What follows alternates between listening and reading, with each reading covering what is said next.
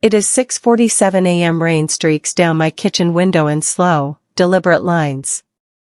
I am labeling jars of sourdough starter on my counter, rye, whole wheat, einkorn. The kitchen smells like flour and possibility. Calm. Ordinary. Domestic. My phone lights up on the marble countertop, the screen glowing against the gray morning light. A group text from my mother-in-law, Adeline Ashford. The investment committee has voted to remove you from the Horizon project. Trevor agrees that this is best for the family image. We appreciate your past contributions but feel it's time to streamline leadership. I rinse my hands slowly under warm water. I cap the marker with a soft click. I keep labeling, my handwriting steady and precise. My face does not move. Inside, everything goes quiet and razor-sharp, like the moment before thunder. Then a calendar alert pops up on my phone screen. If today happens, activate. I take a slow breath, feeling my lungs expand fully. And I do nothing. Not yet. The slim black binder on my counter suddenly makes perfect sense. It has been waiting for exactly this moment, patient as stone. For 2 full years, it has sat there, ready. I pour coffee into a plain white mug, the steam rising in gentle spirals. The binder has been sitting on the corner of my desk, then moved to the kitchen counter 3 months ago when I sensed the shift coming. Not for today specifically. For whenever they decided I was disposable, expendable, in the way of their perfect family image. On the spine, written in my own precise lettering, Horizon, Council. Inside are tabs, organized like a weapon forged in silence, meetings. Conflicts. Emails. Drafts. Bylaws. Exhibits. Documentation.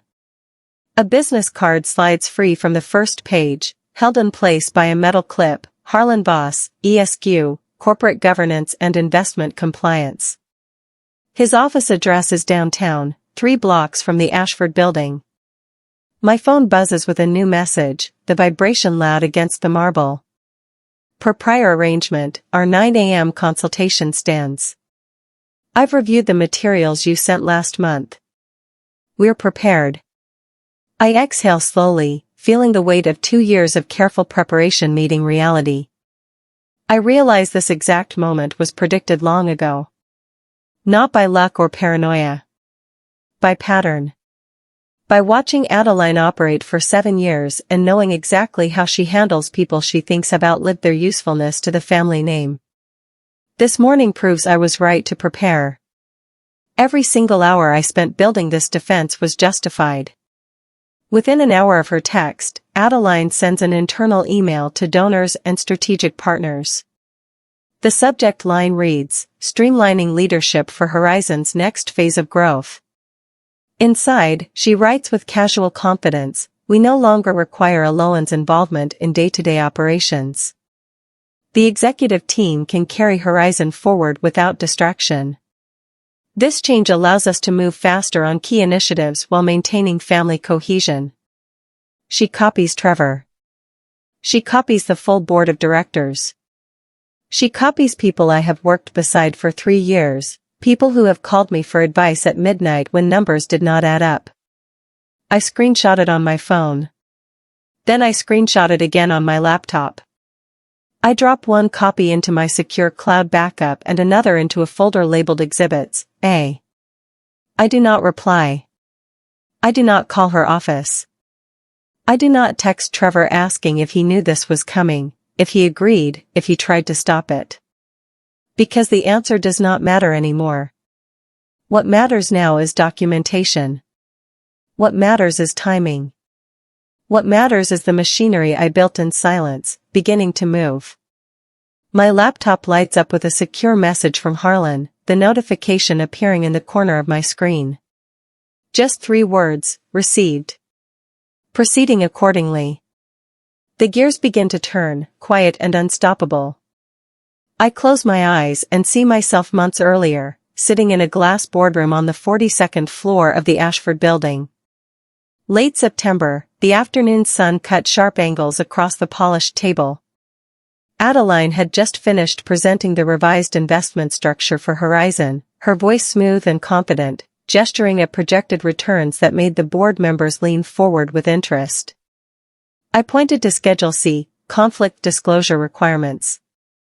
I said clearly, my voice steady despite the room's dismissive energy, this language is risky. If anyone on the committee has undisclosed financial ties to the vendors we're contracting with, this entire vote could be challenged by regulators or donor groups. We need stronger disclosure protocols before we proceed. Adeline smiled, that patient smile she uses when she thinks someone is being tedious, overly cautious, unnecessarily complicated. You're being overly cautious, Elowen. We vetted everyone thoroughly. These are family friends, trusted partners. Let's not create problems where none exist. I saved that draft, anyway, downloading it to 3 separate locations.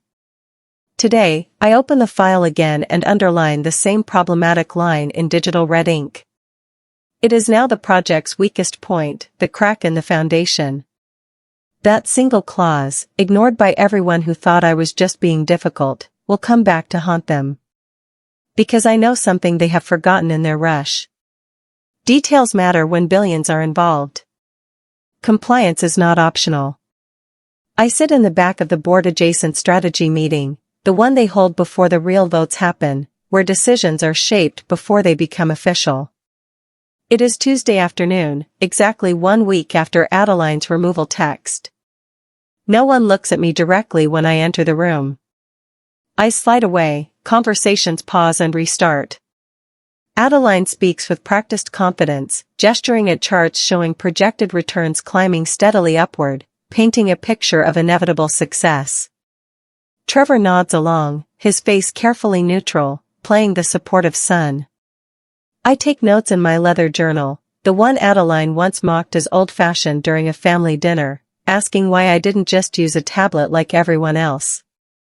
I circle one sentence buried deep in the procedural bylaws, easy to miss unless you are looking. All material conflicts of interest must be disclosed in writing prior to any vote affecting fund allocation or vendor selection. They disclose nothing today. Not the consulting fees being paid to Adeline's college roommate's firm. Not the vendor relationships running through Trevor's former law partner. Not the quiet family stake in the logistics contractor that will handle project implementation. I note the time with precision, 3:17 p.m. I note who speaks and what they say. I note who stays conspicuously silent.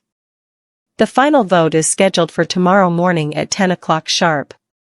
Everything is moving exactly as I knew it would, following a pattern I have watched repeat itself in smaller ways for years. After the meeting concludes, Trevor lingers near the coffee station in the hallway, pouring himself a cup he does not really want. He laughs lightly, trying to ease the tension that has settled over the room like fog, and says to one of the board members, a man named Quillen Devereaux who has known the family for decades, less scrutiny moves things faster, you know? We all know how these projects can get bogged down in process and paperwork. Sometimes you just need to trust the people in the room and move forward. The room chuckles politely, heads nodding in agreement. I do not laugh. I do not smile. I do not even look up from my journal. I simply timestamp his exact quote, writing it beneath the underlined bylaw in careful handwriting. His words are casual, thoughtless, meant to smooth over discomfort. But they reveal the attitude driving this entire rushed process. Speed over compliance. Image over integrity. Convenience over consequences. When I leave the building 20 minutes later, walking through the marble lobby and out into the cool afternoon air, I send Harlan a 2-sentence email from my phone, quote, recorded at 3:34 p.m. Tomorrow's vote proceeds without proper conflict disclosure. His reply is immediate, appearing before I reach my car, noted. Documentation received. Stand by for next steps. That casual quote from Trevor becomes Exhibit B before I even pull out of the parking garage, another piece of evidence in a case they do not yet know is being built. Later that evening, I make dinner while Trevor scrolls through his phone at the kitchen island, his face lit by the blue glow of the screen. Pasta with roasted vegetables is simple and familiar. He does not mention the text from his mother this morning. He does not ask how I feel about being removed from the project I helped structure from the ground up. He just eats the food I prepared and talks about a conference he is attending next month in Boston, something about emerging markets and investment strategies. I realize with sudden clarity that he assumes I will accept this quietly, gracefully, the way I have accepted other small dismissals over the years. The way I smiled when Adeline introduced me as Trevor's wife at events where I was the lead analyst. The way I stayed silent when my ideas were presented by others without credit. What Trevor does not know, what none of them know, is that a year earlier, I moved my personal finances into a neutral trust structure. Fully legal. Fully documented with proper legal counsel. Fully transparent to my own financial advisors, but completely invisible to the Ashford family accounts and their accountants. No drama. No announcements. No family meeting to discuss it. Just quiet preparation, like storing food before winter. That separation protects me now. It means I do not need their approval or their money. Tomorrow, Adeline will sign the rushed vote anyway, her signature flowing across the page with confidence. Her signature will gleam on compromised paper, and that signature will matter more than she can imagine right now. The next morning, Wednesday at 9:23 a.m., an email lands in my inbox with a soft chime. The subject line reads, Timeline confirmation for Thursday briefing. It is clearly meant for Adeline, forwarded to me by complete accident, probably a misclick on someone's phone. Inside, a board member named Caspian Thorne writes with unusual candor, "We rushed yesterday's preliminary vote to keep Dalton Merrick calm and committed.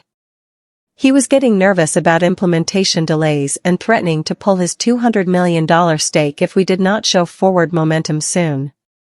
Easier to streamline decision-making now and clean up any procedural questions later if needed." The family name carries enough weight to smooth over concerns. I read it once, my coffee growing cold beside me. Twice, making sure I understand every implication. 3 times, memorizing the exact phrasing. Then I save it in 3 separate places, my secure cloud storage, my encrypted local backup, and a forwarded copy to Harlan with no commentary attached. Just the raw email, speaking for itself. That afternoon, the bank overseeing the primary funding tranche sends what they call a routine audit request to the Horizon executive team. Adeline tells everyone on an all-staff email that it is completely standard procedure, nothing to worry about, just regulatory boxes being checked. But I notice the specific language they use in the request. They are not just checking procedural boxes. They are asking pointed, specific questions about governance protocols and conflict management. Paper starts moving through channels in ways she cannot control or redirect. The foundation is shifting. The bank calls me directly 2 days later, on Friday morning. I am watering the plants in my small home office, the one with windows overlooking the garden, when my phone rings with an unknown number. The voice on the other end is professional, measured, and careful in a way that suggests legal counsel is listening. "Ms. Calloway, we are conducting a comprehensive review of governance protocols for the Horizon project. Your name appears on several early foundational documents as compliance oversight lead. Can you confirm your current role and responsibilities within the project structure?" I pause before answering, setting down my watering can. Then I say calmly, clearly, "I appreciate the call. I need to put any substantive questions in writing and respond through my legal counsel. I want to ensure complete accuracy in my responses." There is a brief silence, the sound of papers shuffling. Then, "Understood completely. We will send a formal written inquiry by the end of the business day today." They do exactly that. The email arrives at 4:43 p.m., a detailed message listing 8 specific questions about conflict disclosure procedures, vote timelines, committee composition, and decision-making authority. Each question is numbered, formal, and serious. I forward the entire message to Harlan within 5 minutes. He responds almost immediately, "This is the opening we anticipated. Respond carefully and completely. Do not volunteer information beyond what is asked, but do not hide or minimize facts. Precision matters here." I spend the weekend drafting my reply, each sentence precise and provable with documentation. Every statement is backed by emails, meeting notes, and saved drafts. Nothing left to interpretation or memory. That same weekend, there is a charity gala at the Ashford estate, one of those glittering events the family hosts twice a year to maintain their social position. I wear a simple navy dress, understated and appropriate. I stand near the silent auction tables while Adeline works the room like the conductor of an orchestra, moving from group to group with practiced grace. I hear her voice carry across the marble foyer as she speaks to a cluster of major donors, her laugh bright and confident. She says clearly, loud enough for nearby conversations to pause, "Elowen never really grasped big finance, you know. Sweet girl, heart in the right place, but out of her depth with something this complex and high stakes. These billion-dollar projects require a certain kind of strategic thinking." The group nods politely, sipping champagne and murmuring agreement. An hour later, a banker named Desmond Ventris, someone I worked closely with on the early Horizon restructuring, pulls me aside near the dessert table. His voice is quiet, almost conspiratorial. "Your compliance framework saved us from a serious regulatory nightmare last year. The SEC was circling, asking questions. Your documentation made the difference." Adeline does not talk about that publicly, but those of us who were in the room remember exactly what you did. I thank him quietly and say nothing more, not wanting to create problems for him. But I realize something important, something that shifts my understanding of the situation. Other people already know my value. Professionals who worked beside me, who saw the late nights and careful analysis. They have just been waiting for permission to say it out loud, for a moment when speaking up would not damage their own relationships with the Ashford family. Power is shifting quietly beneath the surface, like tectonic plates moving before an earthquake. On Monday morning, exactly 10 days after Adeline's removal text, the bank formally halts the next scheduled funding tranche for Horizon. It is a $340 million disbursement, critical for the next phase of implementation. Publicly, Adeline smiles and releases a carefully worded statement through the family's communications office, calling it a temporary administrative pause while we align on documentation requirements.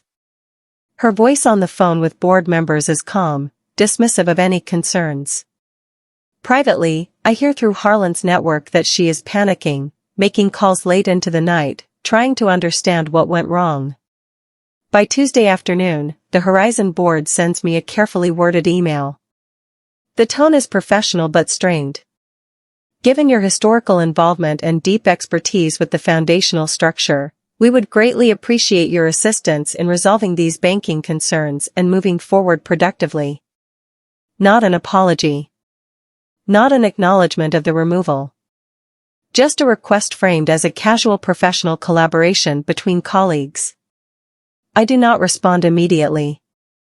I wait 24 full hours, letting the silence stretch. Then I reply with a single, clear sentence, "I am willing to assist under specific conditions, to be outlined in detail through my legal counsel." Trevor reads the email over my shoulder that evening and asks quietly, his voice uncertain, "What exactly are you doing here?" I look at him calmly and say, "Protecting my work and my professional reputation." That's all. He does not ask again. Over the next 3 days, I work with Harlan to draft my conditions. They put everything in writing, create a formal structure, and shift control back to where it belongs. Harlan sends my terms to the Horizon board on Friday morning. The email is formal, thorough, and non-negotiable. The terms are simple in concept but powerful in implementation. First, my role as compliance oversight lead must be formally reinstated in writing, with full decision-making authority over all governance and disclosure matters. Second, all communications regarding Horizon operations must go through formal documented channels, copied to legal counsel, creating a permanent record. Third, I require an immediate independent audit of the recent committee vote and all conflict disclosure procedures. Fourth, the board must acknowledge in writing that my removal was procedurally flawed and violated project governance standards. The email sits in their inboxes for 6 hours before anyone responds. I imagine them reading and rereading, consulting lawyers, calculating consequences. Then the board chair, Quillen Devereaux, replies, "We can agree to points 1, 2, and 3 after internal discussion. Point 4 requires additional legal review and consultation." Harlan writes back immediately, his response arriving within minutes. All 4 points are package terms. They are not individually negotiable. The terms stand as written, or we decline the engagement. Another silence stretches through the afternoon and evening. Then, at 9:47 p.m., reluctantly, agreed to all terms. Documents will be prepared for signature. Trevor watches me differently now when I work at the dining table. He sees I am not desperate or afraid. He sees I am not negotiating from weakness or emotion. Power moves to my side, one signed agreement at a time. The balance has fundamentally shifted, and there is no going back. Within a week of the signed agreement, Harlan submits a formal legal memorandum to the Horizon board and the bank's legal compliance team. It is clean, factual, devastating in its precision. The subject line reads, "Governance deficiencies on October 12th Investment Committee vote." Inside, he lays out the timeline with timestamps. He quotes the relevant bylaws word for word. He highlights the undisclosed conflicts of interest with supporting documentation. He notes the rushed process and lack of proper disclosure. He attaches the accidentally forwarded email about appeasing Dalton Merrick, the one that reveals the vote was rushed for relationship management rather than sound governance. His conclusion is one powerful paragraph: the October 12th vote violated the project's governing bylaws in multiple material ways. Full stop. The investment committee must reconvene under proper disclosure protocols, or the entire financing structure remains legally and ethically compromised. Continued operation under the flawed vote exposes all parties to significant regulatory and reputational risk. No drama. No personal accusations. No emotional language. Just facts, laid out like evidence in a trial. The board has no choice but to respond formally and seriously. Quillen schedules an emergency board meeting for the following Monday morning. Adeline tries to control the narrative, sending carefully worded emails to board members about overreactions and procedural technicalities. But the facts are louder than her spin, and the bank is now actively concerned. I received a copy of Harlan's memo and read it twice, slowly. Every sentence represents something I helped him build over months of preparation. Every footnote is a landmine I planted carefully. The board must reconvene. And this time I will not be sitting in the back of the room. I will be at the table, and they will have to look me in the eye. Adeline tries a different tactical approach. She invites me to lunch at her favorite restaurant, the one with white tablecloths and servers who remember her name and her usual order. It is a Tuesday, deliberately scheduled during business hours to feel casual. She orders wine before noon and smiles warmly, asking about my sourdough experiments with genuine seeming interest and whether I have thought about teaching classes at the culinary school downtown. Then, after 20 minutes of pleasant conversation, casually, she pivots. This whole Horizon situation has become so unnecessarily complicated and frankly exhausting for everyone involved. If we could all just move forward together without dwelling on procedural details and technical requirements, it would be so much easier for everyone. Family unity has always been our greatest strength. I set down my fork carefully and respond with citations instead of emotions. The bylaws exist for important reasons. Ignoring them does not make the project stronger or more efficient. It makes it vulnerable to regulatory scrutiny and donor lawsuits. I'm protecting the project by enforcing standards. Her smile tightens at the corners, a small crack in the facade. 2 days later, a reporter from a respected financial publication calls the Ashford family office, asking questions about Horizon's governance structure. The headline that appears online the following week reads, "Governance questions surround $1.8 billion Horizon deal." It is not a hit piece or an attack. Just questions, carefully phrased, asking for comment on procedural concerns. But in this world, questions are enough. Whispers spread among donors and investment circles. My name enters the story, not as the dismissed daughter-in-law who could not handle the pressure, but as the compliance expert raising legitimate flags about process. The narrative is shifting in ways Adeline cannot control with charm and phone calls. The headline sends Adeline into private fury. She emails Trevor that same afternoon, her words sharp and unfiltered in ways she never is in public. "Your wife is actively sabotaging this family's reputation and standing. She is making us look incompetent to people who matter, people we have spent decades cultivating relationships with. You need to control this situation before it destroys everything we have built together. This is not just about Horizon. This is about our name." Trevor does not respond to her directly. Instead, by complete accident, he forwards the email to me while trying to send it to his executive assistant. A misclick, a moment of distraction. I read it sitting at my desk, my coffee growing cold beside me in the afternoon light. I save it immediately to multiple locations. No anger rises in my chest. No tears come. Just documentation, just evidence. The board, under mounting pressure from both the bank and nervous donors, formally reinstates my role on the compliance committee. Not because they want to. Not because they respect me. Because they have absolutely no choice if they want the project to move forward. The formal letter arrives on Friday, delivered by courier. I am officially back in the room. And this time, I am not there to be quietly helpful and deferential. I am there as the gatekeeper, the person every decision must flow through. The person who can say no and make it stick. When I return to the boardroom the following Tuesday morning, the energy has fundamentally shifted. I am no longer sitting in the back row, taking notes that no one reads. I sit at the main table, my black binder open in front of me, my coffee in a simple white cup. Quillen opens the meeting by formally acknowledging that certain procedural oversights have come to light that require correction before we proceed. Adeline sits across from me, her face carefully neutral, her hands folded on the table.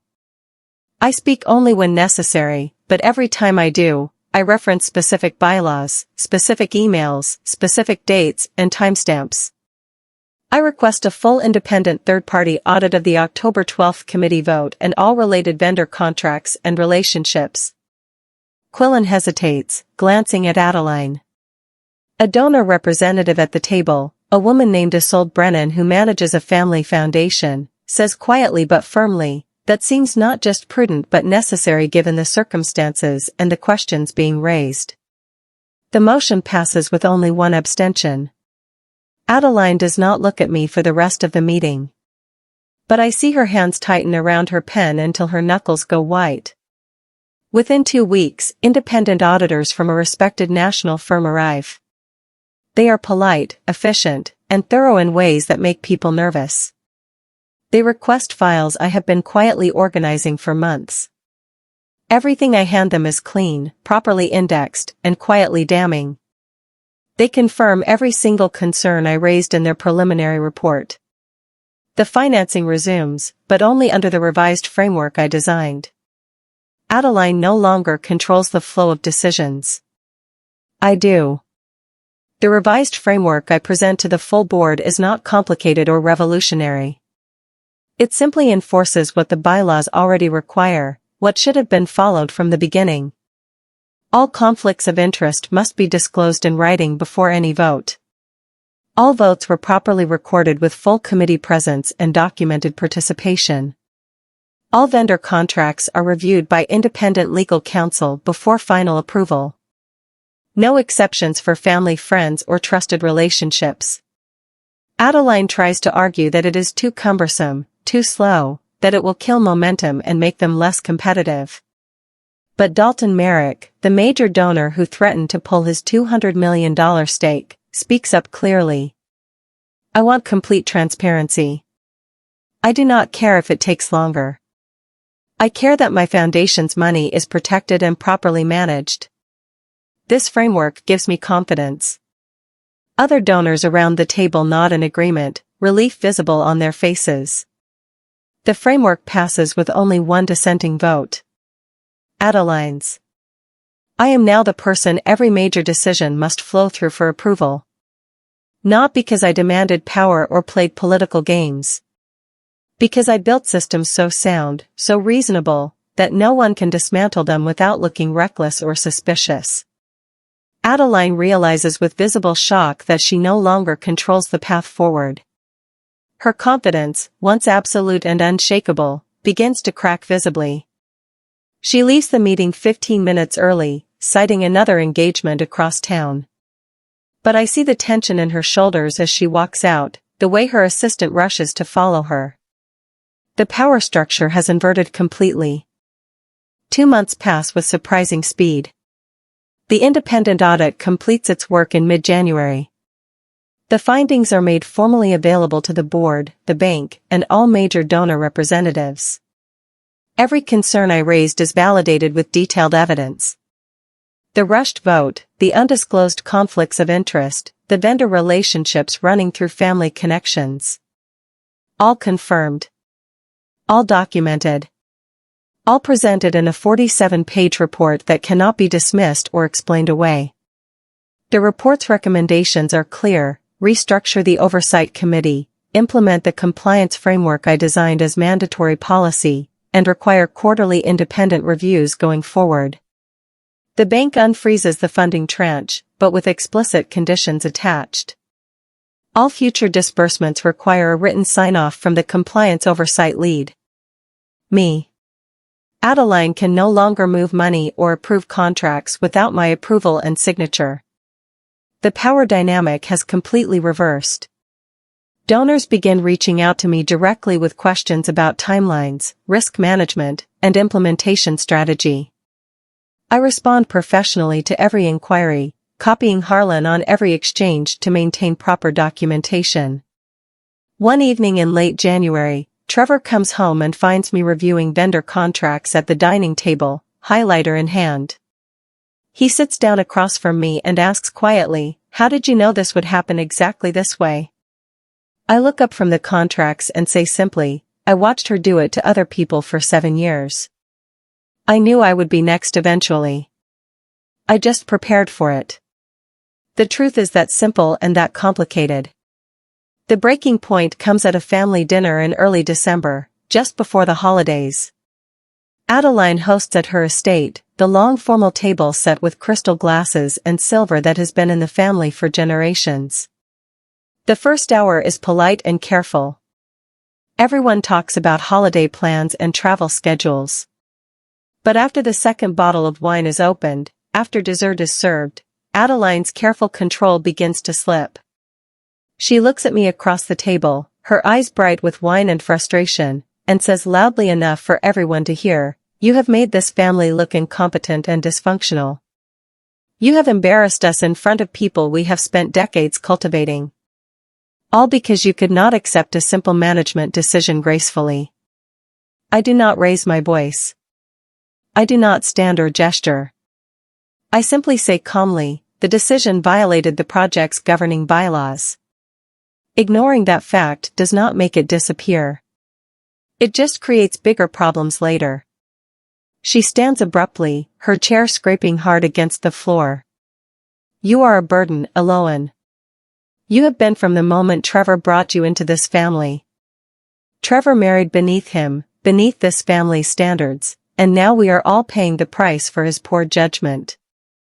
The room goes silent. Trevor stands too, his napkin falling to the floor. For the first time in our marriage, he does not stay neutral or try to smooth things over. He says quietly but very firmly, "That is enough, Mother. You need to stop." She stares at him, visibly stunned. Then she turns and walks out of the dining room, heels clicking on marble. I remain seated, my hands folded in my lap, calm and unbothered. She threatens to freeze us out of the family entirely, to cut us off from family resources and connections. I do not blink or flinch. Because I know something she has not yet realized. I no longer need the Ashford name or money to have power and credibility. I built my own. Over the next month, I worked closely with Harlan to design a completely new legal structure for the Horizon project. It is clean, transparent, and built specifically to withstand regulatory scrutiny and donor concerns.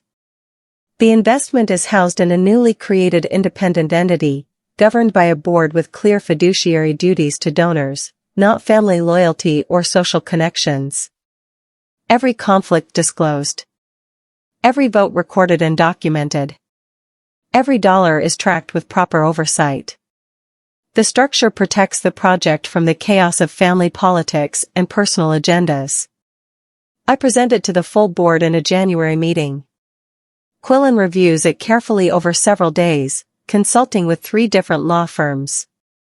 Then he says in a board meeting, "This is exactly what we need to move forward with confidence. This protects everyone. The Ashford family must sign on to the new structure or lose access to the entire project, including governance roles and management fees." Adeline realizes with dawning horror that she has no leverage left. No way to negotiate or manipulate outcomes. Donors have already begun signaling their clear preference through back channels. They want stability and accountability. They want systems over personalities. They want me running compliance. The investment markets around Horizon wobble slightly as word spreads through professional networks that major restructuring is underway. But the smart money, the patient institutional investors, understand what is happening. This is not a collapse or failure. This is correction and professionalization. This is an evolution from a family project to a serious institution. Major donors begin making public statements in support of the new governance structure.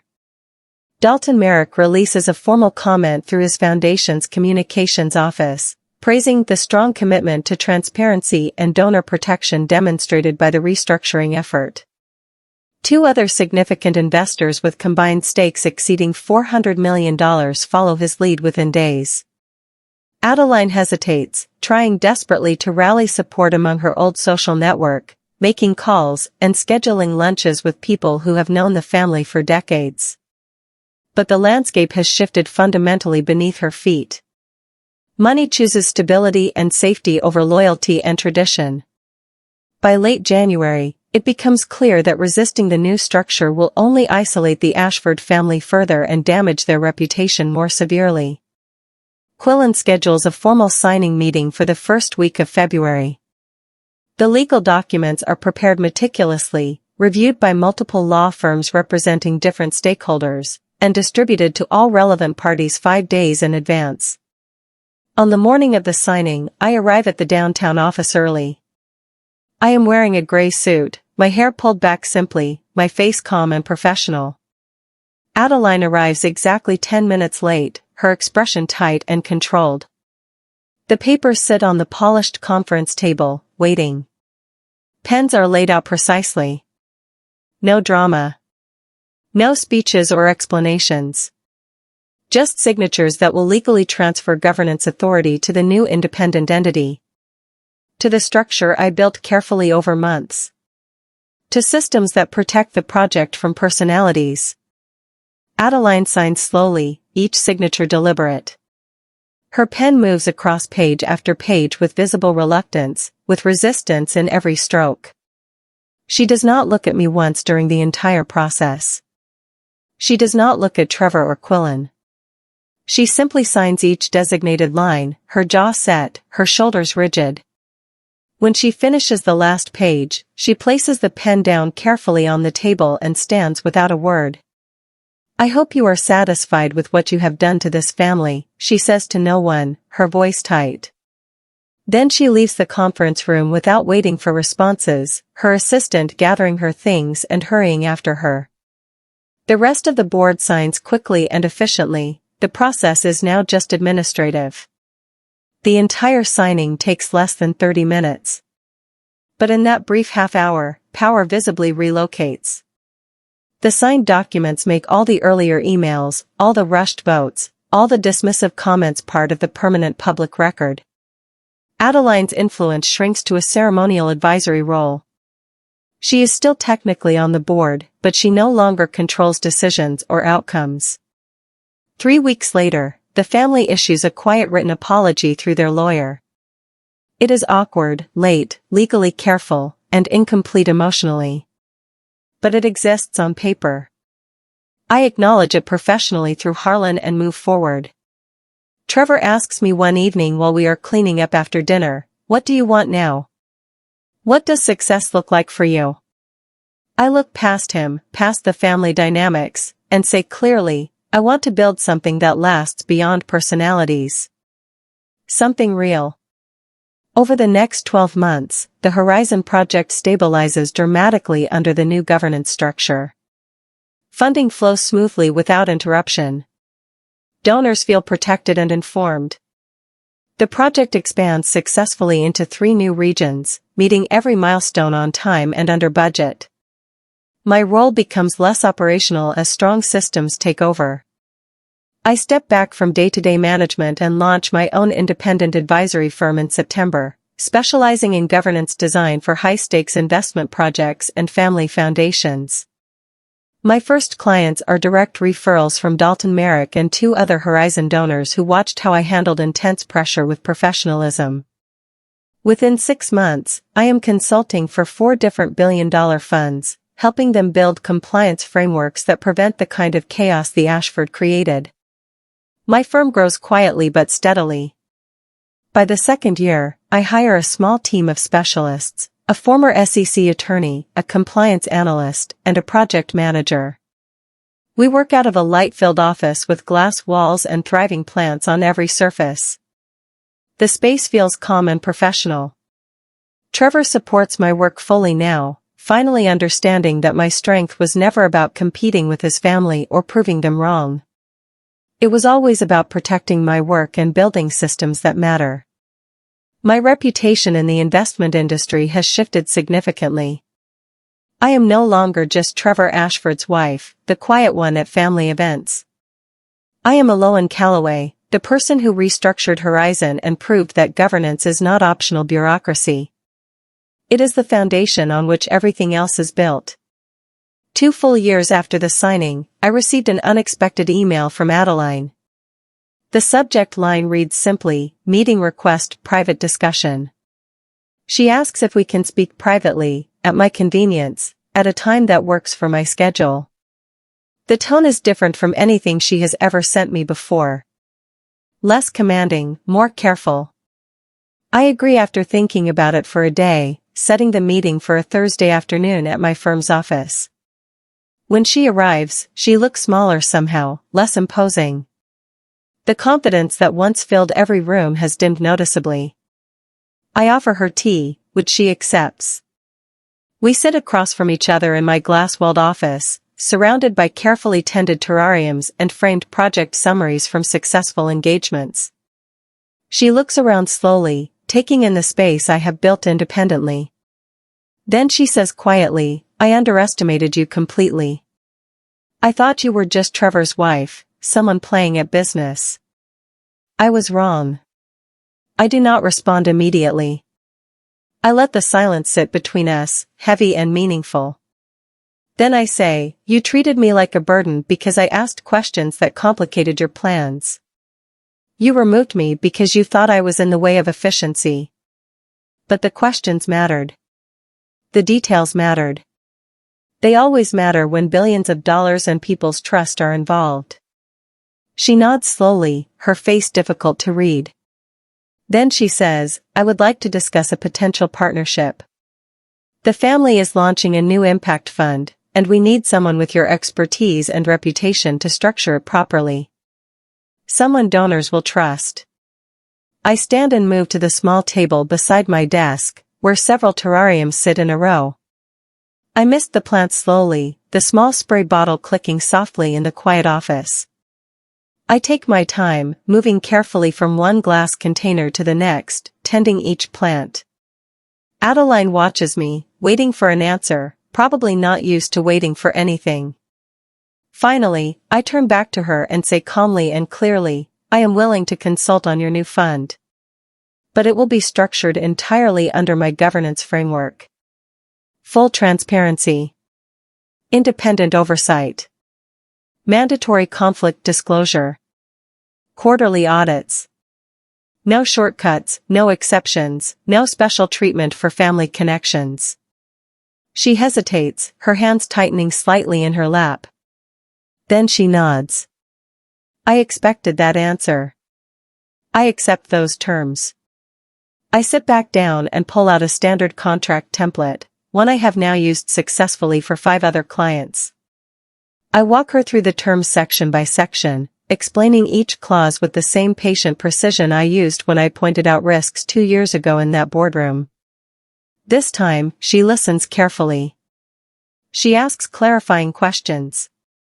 She takes notes. When we finish reviewing the full contract, she asks quietly, do you ever think about what would have happened if we had just listened to you in the first place? I smile slightly and say, every single day. On the wall behind my desk hangs a simple black frame. Inside is a printed screenshot of her original text message from that rainy morning 2 years ago. The investment committee has voted to remove you from the Horizon project. I leave it there permanently as a reminder. Not out of spite or bitterness. As a reminder of where I started and how far I have come. She sees it now and says nothing, but understanding crosses her face. I offer her the partnership on my terms, fully structured, completely transparent, and led by my standards. She accepts without negotiation. As she leaves my office, I return to my plants, steady and unbothered. She tried to remove me from the project, to erase my contribution and diminish my value. I simply rebuilt the entire system around myself and my principles. And now she needs what I built to succeed in her next venture. The full circle is complete.